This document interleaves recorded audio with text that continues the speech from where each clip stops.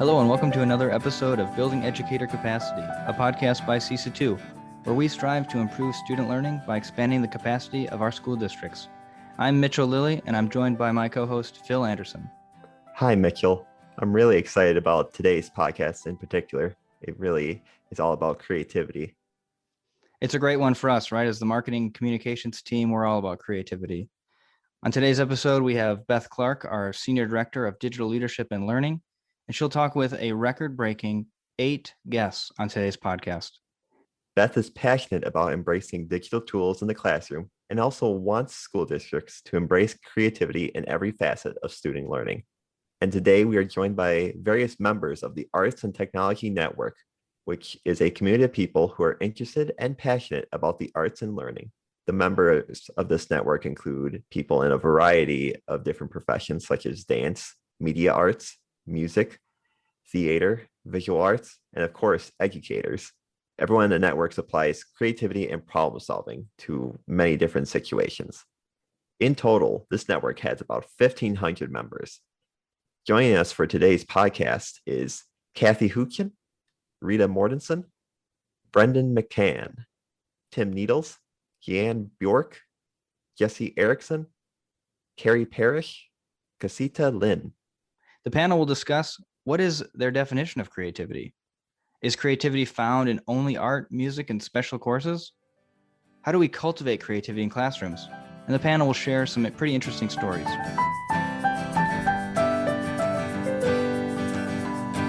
I am so super excited to be with this group of creative people today. And, on this topic of creativity, I decided to look up on the internet to see what the definition was. I'm like, okay, so, what is creativity? So here's one example from a company called Creative at Work. And it says creativity is the act of turning new imaginative ideas into reality. Creativity is characterized by the ability to perceive the world in new ways, to find hidden patterns, to make connections between seemingly unrelated phenomena, and to generate solutions. Creativity involves 2 processes: thinking, then producing. If you have ideas but don't act on them, you are imaginative but not creative. Do you think this is true, their definition? So with that in mind, how do you all define creativity? It was really interesting to me with the 2 processes. I never really put that together. What do you all think? Hi, this is Jessie. In my mind, I would define creativity more as a mindset. It's an openness to look at things differently, from a different perspective, to problem solve, to create, to innovate, to make something new and better. I really think that this last year, any educator in the classroom had to be creative. They had to learn how to navigate a whole new landscape in educating their learners. And so in my mind, it's that openness to try new things, to innovate and explore. Yeah, absolutely. Isn't that the truth? That innovation that's happening just in this past year has been amazing. And the creativity that you're seeing, we're seeing it all over Facebook groups, right? I mean, we're seeing it, everybody is sharing, have you tried this? I've tried that. Super amazing. I love that idea of a mindset too. That's great. This is Jeanne. If I could just add, I also think a lot of times creativity seems like it's the special thing that only certain people have. But, we're all born creative. As children, we are creative. Our brains seek creativity. They see the brain wants to make new connections, and it's attracted to things that are novel, things that are innovative. So as children, we have this natural curiosity that leads to creativity. We play a lot. And I think it's through play that we can be creative. And so as we get older, it's harder and harder to find time for play. Our lives are so routine and they're so, connected to you have to do this, you have to do that. And so giving ourselves time for that, that playfulness and that curiosity, I think that can be a huge part of education. Absolutely. I was going to talk about this later, but there's a podcast out there from John Spencer too. And he talks about that curiosity and how it leads to play and creativity. and how important that is for any age. That sometimes we forget as adults how important that play is. So I just really appreciate you bringing that up. That's really important. It's Carrie. I just wanted to jump in and kind of piggyback off of what Jeanne said about finding time to kind of be creative and be curious. When I think about creativity, I think a lot about what you said with that first definition and looking at it kind of through those two lenses. But I think as educators, we have to teach kids how to be curious and what does that look like. At least by the time they get to the high school level, for me, they might not really know what that looks like. And I think it's our job to kind of start to educate them to look at that. So in my class, we talk a lot about the creative process, which is one lens. And because you can kind of tackle a problem through many different avenues creatively, whether it's an arrangement of words, it's arrangement of notes, even numbers on a page, that creative process can be very different. But I think we need to teach kids that that creative process is creative. But then there's also that creative end product, right? I think there's two different lenses that we need to kind of look through when we talk about creativity. That's so interesting because when you say that, you think the process, sometimes the process, that creative process, is more important than the product, right? And it's going through that whole process. And then at other times, that product is super important.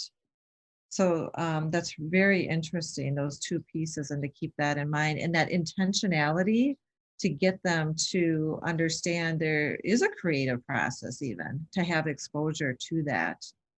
This is Brendan here. I just wanted to, again, kind of jump in on something that maybe Carrie said and Jeanne said, and even back to your initial definition of kind of separating the imagination versus, creativity. And I think, for some kids, especially, again, as Carrie said, as you get to the high school level, you may still have that imagination, but it's almost like you don't have the courage to put it out there and have other people see it. So I think, again, as educators, helping students to overcome those challenges that they have within to like try and actually make their ideas happen is one way that you can help kind of nurture the creativity for the kids, and help them feel a little bit more encouraged that their ideas do matter, and that they can kind of pull them out and actually make them happen. Thank you. Rita, I wanted to jump in real quick and add to what Brendan said, and Carrie. I also believe that at the high school level, creativity can decrease. I've taught high school level before, and I think that sometimes there can be a lot of emphasis. If you all agree, there can be a lot of emphasis on the technical skill of a piece, and so sometimes it's hard to tell, how much weight is being given to, the creative part, the imagination. Yeah, and it depends on who you ask, right? So I think it helps for, teachers to, if teachers feel comfortable being creative, I think that will help their students. Yes, absolutely. The whole modeling of creativity, right? And even being vulnerable and putting things out, kind of like what Brendan was saying too. So like, how do we model that in our classrooms as an administrator, leader, all of that, modeling that vulnerability and that creative process. So recently I saw, Tim, that you did a TEDx talk. And congrats on that, by the way. That's very awesome. And during the talk, you mentioned how you thought you were not a creative person when you were young until something happened. I was just wondering if you wanted to share that story and relate it to the next idea about, is it true that some people are creative and some are not? Thank you, Beth. Yeah, so it was really interesting. Being young, I just never saw myself as particularly creative. And then I had a lucky sort of experience with a teacher who took me aside, and we worked on a project. And just that act of sort of spending time and singling someone out really makes a big impact. So I realized that we only had 1 hour to build Abe Lincoln's hat out of paper. So it's sort of an interesting design challenge. And it kind of opened my mind to what creativity could be, and how much restraints could actually help promote creativity. You know, when you have a limitation, it really helps actually, develop creative ideas. So, the limitations could be really helpful sometimes. We did manage to put together a hat. We tried a couple different solutions, and we had limited materials, but it worked out. And that one interaction kind of like set me on my path, which was the power that a teacher could have sometimes, which is really nice. Yeah, so I make sure that I sort of underscore that in my students whenever I can, that every day is an opportunity to be creative, and it's all about the process and what you're learning, less about the product. So you could be creative in anything that you do. So not every student I have is going to be an artist. I understand that, but I have students come back to me after 23 years, and thank me for introducing that concept, because they bring that creativity to whatever they do, which is terrific. Yeah, that is amazing. And that whole idea of having like structure and limitations, when you said that, I was like, yes, because what happens then, it's kind of like what just happened to us in education recently, is that we've had these constraints, and then how do we solve this problem that we're in, and how do we do that creatively and innovatively? So when you said that, that just struck me like, oh my gosh, yes, because then you really are working that creative muscle, right, to do some new and innovative things and act on those, right, and to move forward. Yeah, absolutely. And one of the things that's really interesting is what's going to happen in education now. I mean, everyone sort of had to jump on and take these creative risks, even if they didn't want to. So I'm just really curious to see like what the impact is on education in the big picture. Hopefully, it's a positive one and people embrace it. Yeah, absolutely. The new iteration of education is coming, isn't it? Are we in I- it? And I wanted to also build off of what Tim said there again, the idea that the process, for me, especially in the transition to distance learning, I've really had to put a little bit more emphasis on the process than the final product. Some of my students are in such different situations, and if you're stressing all the points, or all of the power comes in that final product, since you're seeing them in such a different situation, it's just so much more of a challenge. So I've been really kind of trying to have these checkpoints and progress checks, and it's, you do it, and are you kind of following through with the instructions, and getting creative within those bounds of those little checkpoints, and getting credit for that, and you take some of the emphasis off that final product. And I think it overall is a successful thing for the students, because then at the end they feel a little bit more confident. Hey, I've done well on all these checkpoints. I feel like I can invest a little bit more into the final product as well. And just to kind of piggyback off of what both of the gentlemen said before me, this is Jessie again, is if nothing else, COVID and all of the world events have taught us that we all have to be creative. We all have to be problem solvers.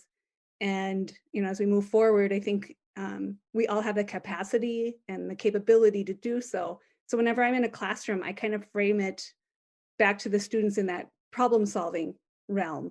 We have to think outside of the box. We have to be innovative, and just opening your mind to imagination, all the possibilities, takes it right beyond that class, beyond the art classroom or music classroom. It is actually all content areas.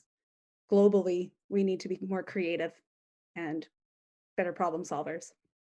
I think too, the conversations that we've started to have, what's interesting is for the first time in a long time, we've actually, as teachers, been given time. And I think to be creative as educators, we need to be given time to think, to read, to figure out what's necessary. This is the first time in a long time that I've had administrators kind of checking in to see how we all are, from a mental health point of view. And we've had a lot of meetings recently, talking about what should we keep from this schedule? What should we keep from this hybrid model? What should we do as we move forward? Because my school's starting the week of February 15th, we'll be going back to normal. We'll still all be wearing masks, but we will be back to a normal schedule. And so, what does that look like? What does the new normal look like? And I think one of the discoveries has been we need to give ourselves time to digest and to think and to play and to collaborate with each other. And all of those then can lead to creative solutions.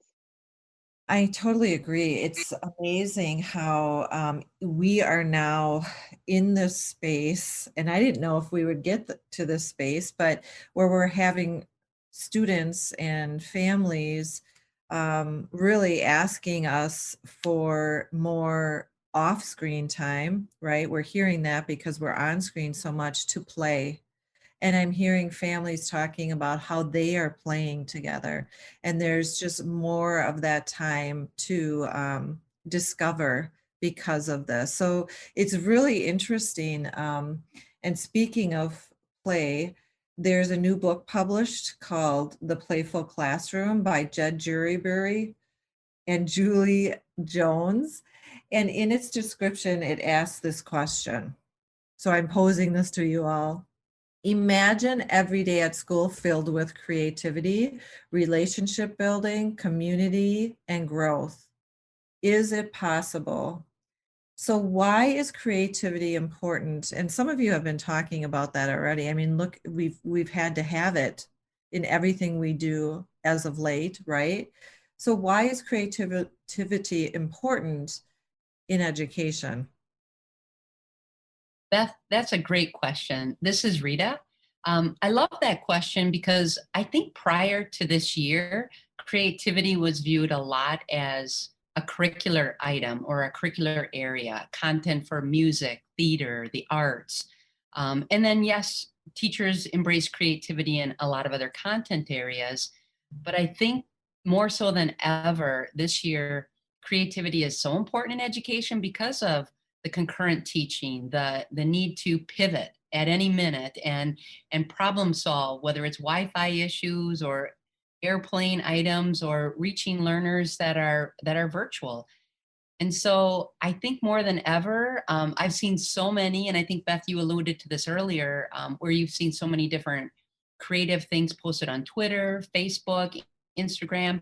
There's just been immense sharing, more so than any other year, not only from the free conferences, but just sharing like nothing else. And I think that has really inspired me a lot as an instructional coach. And it's made me a better teacher moving forward. And I'm just really impressed with how teachers in general have embraced this and how they have brought their creative minds to the solutions. And that's how we've all been making it through this. And that's how a lot of our kids are thriving and succeeding, because we've all rallied, we've come through on a lot of this, and I couldn't be prouder of our field of educators. Yeah, the collaboration has been amazing. And just that opportunity to share the creativity, you're right. I mean, spot on. And really being proud, we are in a field where we are working so hard to meet those needs. And so that creativity on a new platform is so important. One thing that I think that we as educators, with the language of creativity being in our vocabulary as we're all sitting here tonight, we talk about creativity all the time. And Rita mentioned all of these things that people are doing currently that are creative. I think it's our job as creatives to help them name that behavior. Wow, that's a really creative solution. I like how you're being creative, and really start to move that vocabulary into other people's everyday language, so then they can go from saying, I'm not creative because maybe they thought creativity was I can draw, to really seeing like really the potential that creativity has for them. I'd like to add to what Carrie just mentioned. Yeah, it's definitely easier, especially during times of COVID. It was for me anyway. I mean, having like technology that everyone's comfortable like using, or that it is accessible or intuitive.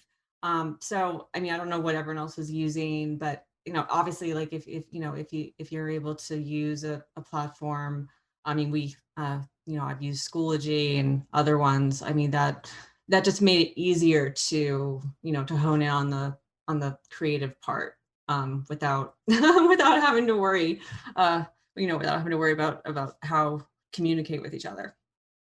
Yeah, thank you so much for adding that. I was thinking too about this whole creativity and the definition, and even in the past, because I was an art teacher in the past as well. And I was moving from elementary to high school. And I thought, oh, how am I going to do this? So that summer, I'm reading up on everything I can. And of course, drawing on the right side of your brain came in, right? And so I started thinking about that and reflecting. And in the past, we used to label each other as being left-brained or right-brained, and right being the more creative, right? So I would label myself as a right-brained person. And this is actually becoming debunked with new research. And what they're saying is that you're firing on both sides, right? And, I was thinking about this with my husband too, is because he is very business oriented. And here I am in the art, like more creative. But what I find is he is constantly problem solving and creatively problem solving. And of course, I'm using my, like organizational skills. And so as I even look at us as, is there truly a right or left-brained person? It's just interesting. And I think about that labeling, and does that create a box or does that become limiting? And so with our conversation that we've been having so far, just thinking about that creative piece that all of us can bring to the table. And Carrie, I loved how you said, let's name it. Name it so people can feel it. They're in the moment and they feel that. So this makes me think of our schools and believing that creativity is only found in the art, music, and special area courses. And Rita, you touched a little bit on that, but do we want to talk a little bit more about that? I mean, do we just put it in those courses, or can we stretch it across all content areas? Well, I definitely think it can be stretched along all content areas and for every staff member. I'll share an example. We just moved into our brand new high school, and we worked on the design with the architects and designers over a 3-year period. And we were very fortunate that we got to go and see other schools. And we were really challenged as educators, maybe quote unquote traditional educators, if you've been teaching for 25, 30 years, what the space could look like and what the space we could envision for the next 80 years. Because typically when you build a high school, it's going to last at least 80 to 100 years. So what would the space look like that would encompass everything that a student needs to learn and grow and to be a successful learner, yet still have the functionality of what educators need and administration? And it was just really a really incredible experience. And some of our most creative spaces, obviously, are creative arts and music, fine arts. They're beautiful spaces, and we have brilliant people in those areas, and I would obviously expect nothing less. But even some of our quote unquote non-creative areas, like whether it's the atrium or the even a breakout room, they're so beautifully designed and they're so creative, and that I think is a testament to the people that were pushed outside of their comfort zones to get creative, to read, to look. We actually toured some businesses to find out, well, what does it look like in industry and what are some of the progressive businesses doing? And it was just fascinating. So yes, not only can creativity be in all content areas, but I think in every single individual creativity lies, like others have said previously. This is Jessie again. One of my favorite stories to tell is my husband's a chemical engineer. So thinking about creativity and what they do every day at the Energy Environmental Research Center here in Grand Forks, I love to invite scientists to come talk to students. And here's an example. Coal ash. What do you do with a waste product to eliminate it? Did you know that those are space shuttle tiles now are made out of coal ash? And that was just somebody being creative, right? Somebody thinking about high temperature melting points, and that was innovated right here in our little state. So I love taking that to students. I love taking real world examples because really, honestly, creativity is everywhere. And I know I mentioned it earlier, it has to be everywhere. It's in our 4 Cs, our 21st century skills, it's in our ISTE standards. We know that it's important for all learners, any age, 0 to 90, to be creative. This is Cathy, and I was thinking about all through history, all our inventions were because people were creative and they wanted to solve a problem. And a lot of this creativity is problem solving, and that's what we try to teach in every subject, that our students learn how to solve these problems and come up with creative solutions, just like Jessie was saying, what to do with that waste product. And so even in our elementary classrooms, I teach elementary, so I tend to be there. We have to start that right away. I started a new program called 15 Minutes of Curiosity once a week, where I'm just getting the kids to be curious. How did this happen? Why is this done? What if it was something different? Just getting them to think. And I'm amazed sometimes with the answers kids come up with. They have it. They just don't realize it. And we just need to start that early so it will continue and grow as they grow through the grades. Yeah, actually, I agree totally with Cathy.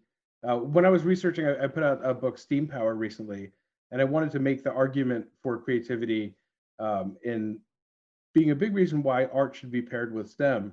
So, I didn't want to just make the case myself because I'm an artist and an art teacher. So obviously, I believe it should be paired with it. But I talked to scientists at NASA and other places and really asked their opinion of how is art important to what you're doing? And I found examples as far-flung as creating Mars habitats and how important art was in that, because you need something not just to be structurally important and viable, but people need to live there, and it has a impact on your wellness. And when you're going to go to Mars and you might not come back, you definitely need a pleasant place to stay that's going to impact the way you live. So there's a lot of great examples in places like NASA, and I love the example that Jessie used. That's pretty amazing. So yeah, there's a really wide range of ways creativity can be used in all different professions. And I think I always like to point out Leonardo da Vinci is like the best example of someone who's unbelievably creative yet a master in all these different fields. So he's a great example. Just to build off of the science and NASA connections to creativity, I know that right now NASA has a challenge out to a bunch of universities. They're trying to solve this issue of space dust. And I think I'm reading here, there's like $180,000 challenge grant for this for the students at the university to figure this out. So, creativity manifests itself in many ways. It doesn't just have to be in the art classroom. Yes, and I agree with Brendan and obviously Tim. Science and math and art can play together, and right, and they might. And I mean, it's a different perspective. It's funny how Tim mentioned he never thought he was creative. I grew up with the notion. I mean, by the time I reached high school, or by the time I graduated from high school, I thought I was terrible in math class. I wasn't wired for it. And then ironically, I ended up majoring in fashion design, right? Which is it's like 3D math. So yeah, they can definitely play together, and teachers might not be comfortable in all those areas. And so that's where I think teachers need to be patient with each other, right? And the collaboration helps. I'm so glad that you brought that up, because you hear a lot of STEAM, STEM, STEAM. And what I'm seeing as a general trend is that most are going to STEAM because they truly do believe in that. And I love, Tim, that you brought that up with your book, because that's really one thing as people are starting to think of programming, is to incorporate that creative process.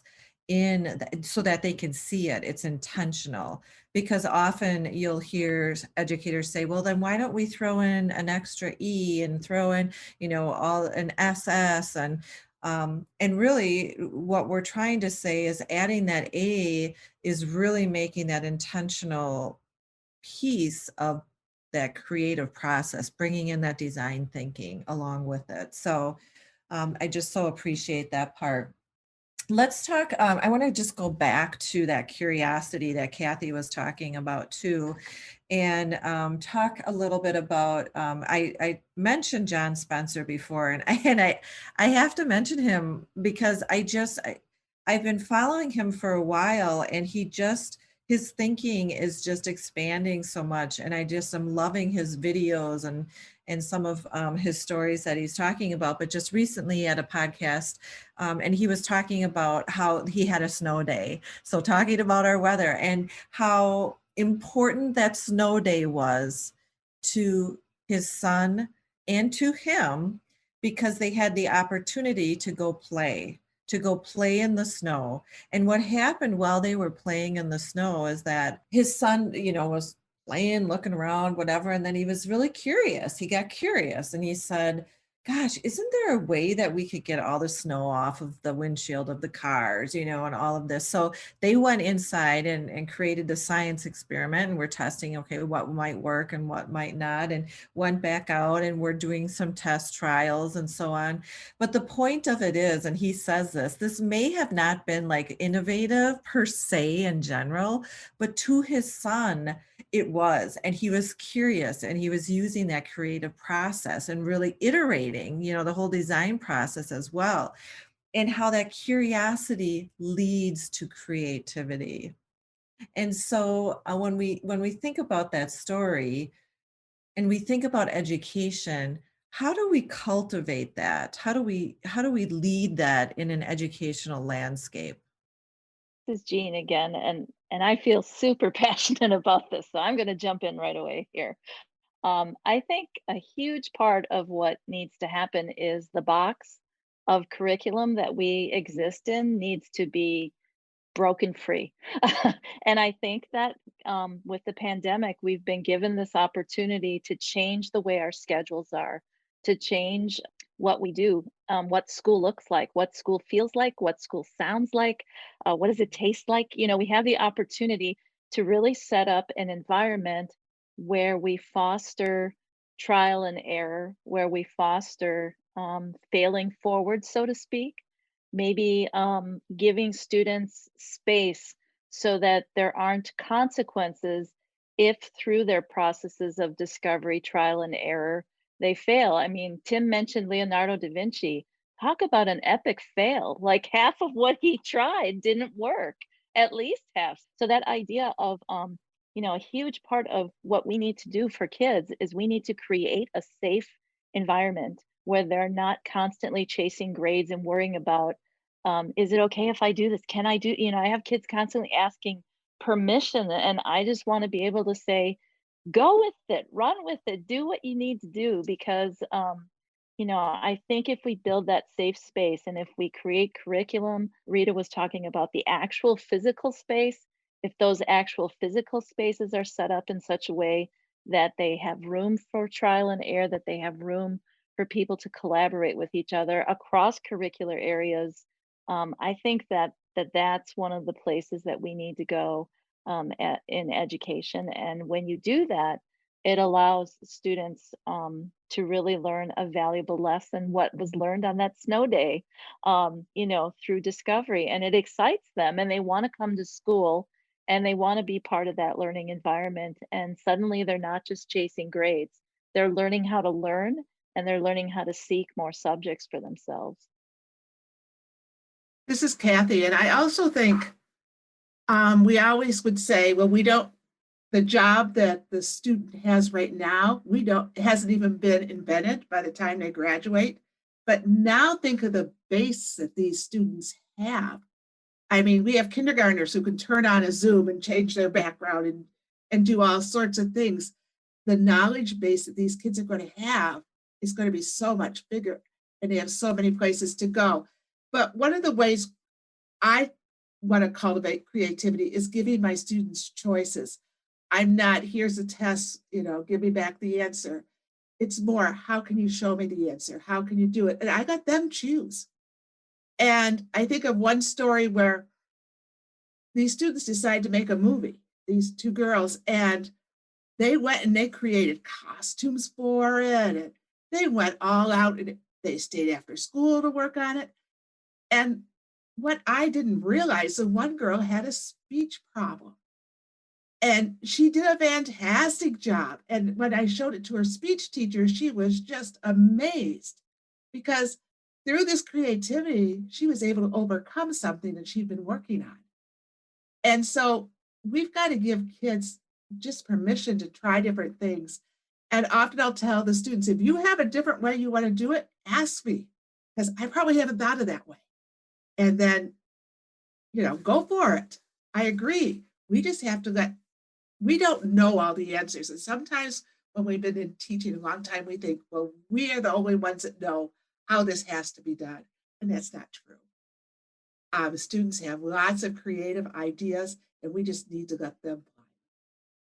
Beautifully said.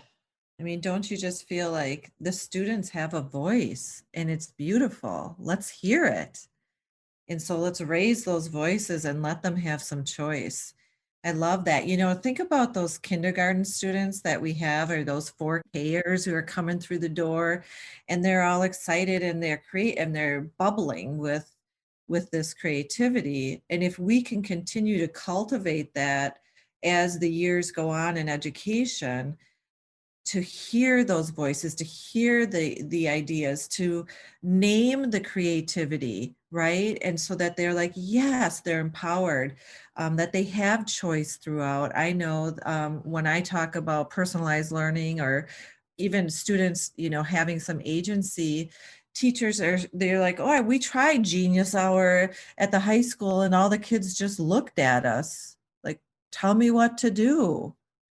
And so, I just am so hopeful now that we can continue to cultivate this creativity, name it, and make sure that we are really raising that process up, that through all of these changes that we have been feeling in education as of late, that we can now recognize this and make sure that students of all ages have the opportunity to be creative, to have a voice in their classroom and have that student agency. Beth, to add to that point, I do think that part of bringing in that creativity, or allowing that, or encouraging that, having that culture. I mean, and at the end of the day, I guess you call them stakeholders have to be persuaded, and I mean that always makes it easier to support. So I mean, I guess for me that's what a question, like how can we make it so that creativity is valued, in that same, like in that way, where it's not, art class isn't, art and math class can somehow go together. Right. I love that advocacy and really thinking about those avenues and stakeholders and talking about that. I love the idea of pairing that creative, what they think, oh, it happens here, but let's bring it together. When you think of project-based learning, think of the creativity that's going on and how you're doing that cross-curricular work, and that problem solving and design thinking, all of that working together. But thinking about that advocacy is really important as well. And so a couple of weeks ago, my husband booked an art tour at a hotel in downtown Pewaukee called St. Kate's Art Hotel. Has anybody heard of that? St. Kate's Art. Yes, awesome, Jeanne. And so it used to be the Intercontinental, I believe, but now what they did is they created this whole art exhibit. They have a permanent collection, and then they have some rotating collections, but each room actually is based on an artist. It's amazing. So anyway, we took this tour. There was a Butterfield horse there. I'm not sure if you're familiar with that artist, but Amazing. I was just floored. And then they had, I mean, all of this great artwork, local artists there. In my exposure, it's been a while that I've been exposed to art. We've been, inside a lot.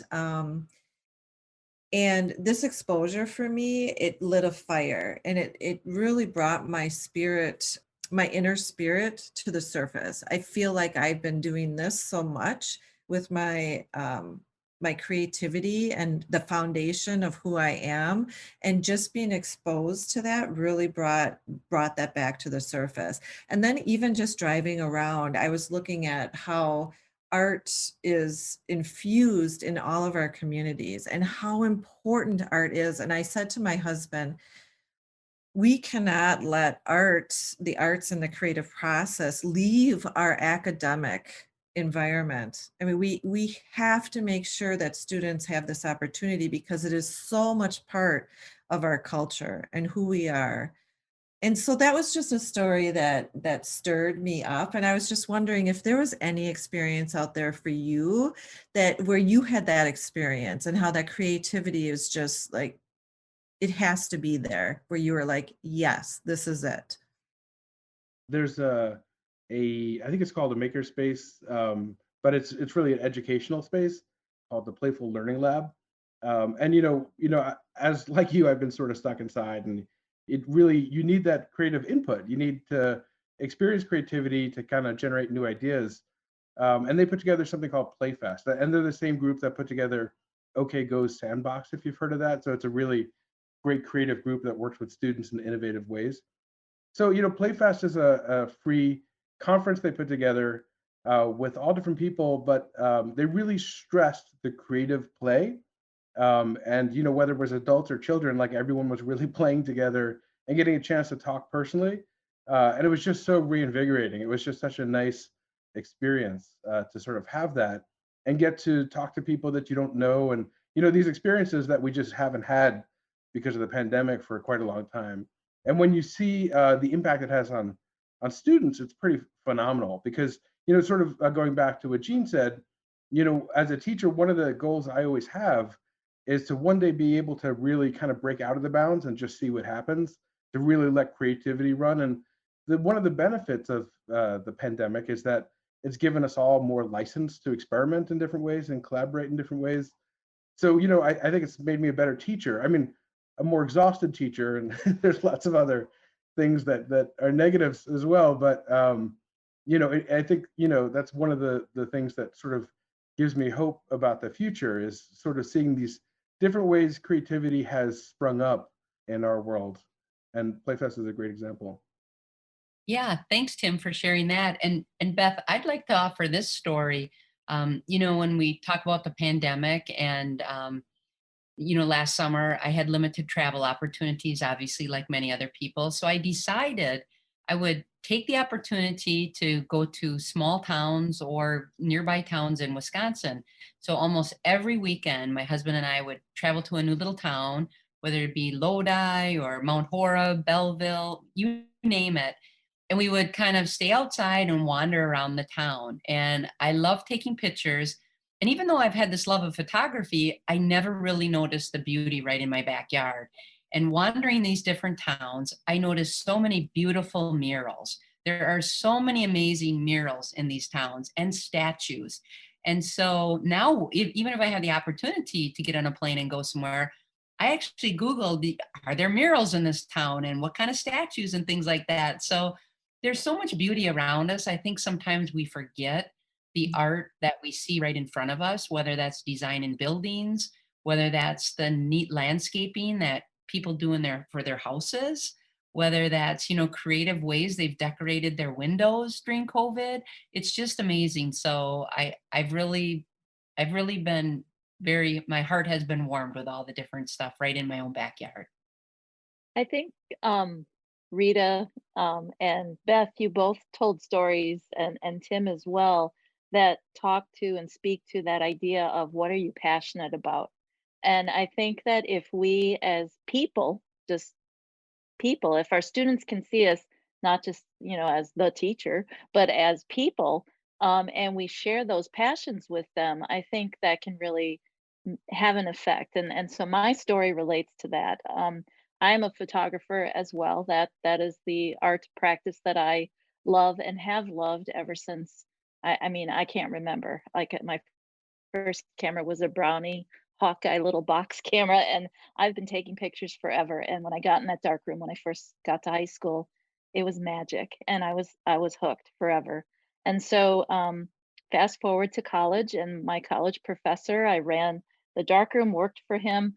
And so fast forward again, and as a professional, I meet up with him. He's in his 80s, and he says, Jeannie, I have these enlargers I want to get rid of. Do you want them? So I take them.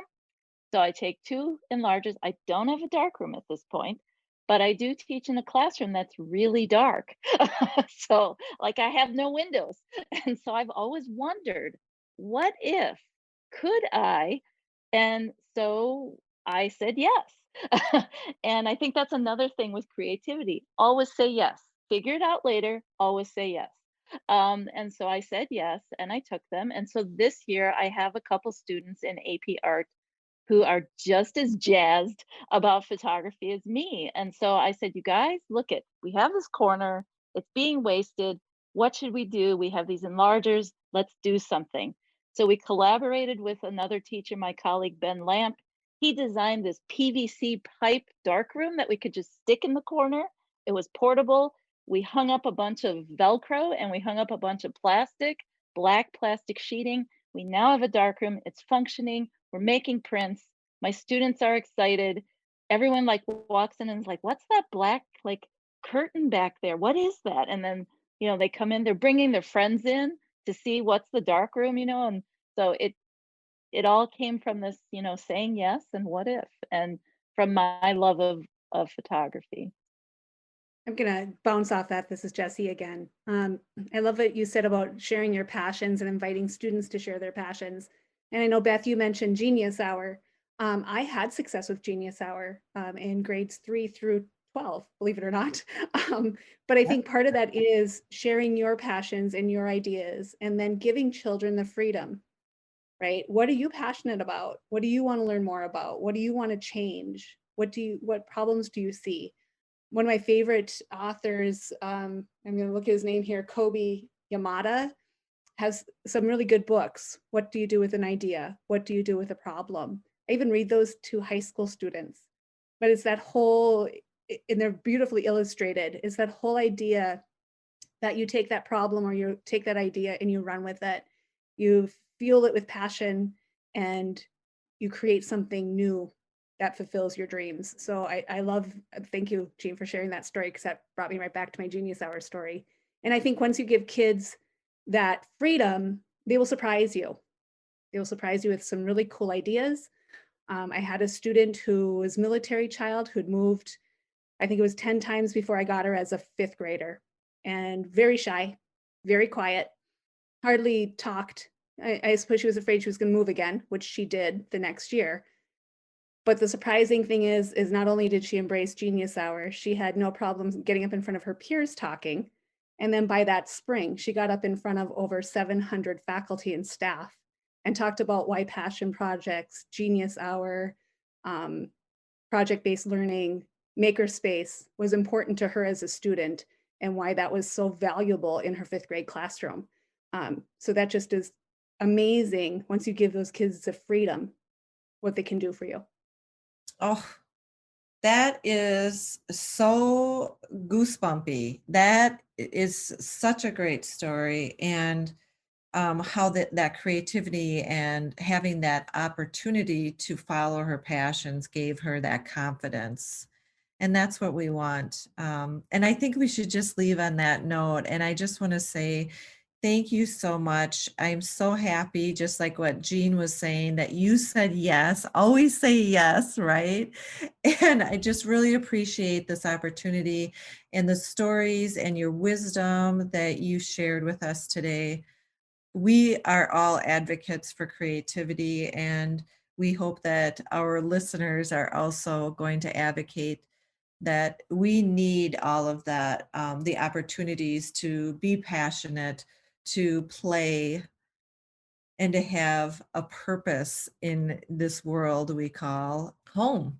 So with that, thank you so much. And I just really appreciate you all today.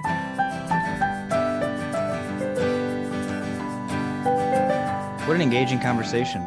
Creativity really is a mindset. People can be creative in their own way with their own skills. It's really about exploring the ideas and trying new things that can lead to improvements. I really got attached to that idea of making trial and error a more normal thing in the classroom, having fewer consequences for students trying things out and even failing. If we can implement more of a safe environment into our classrooms to try new things without necessarily needing to worry about getting a grade, I think we can definitely raise the next generation of students to be more critical and innovative thinkers. That sounds good to me. Thanks for listening to another episode of Building Educator Capacity, a podcast by CESA 2. Special thanks to Liz Elliott, band teacher at Whitewater Middle School from Whitewater, Wisconsin. If you enjoyed today's episode, don't forget to subscribe wherever you listen to podcasts. Thanks for listening.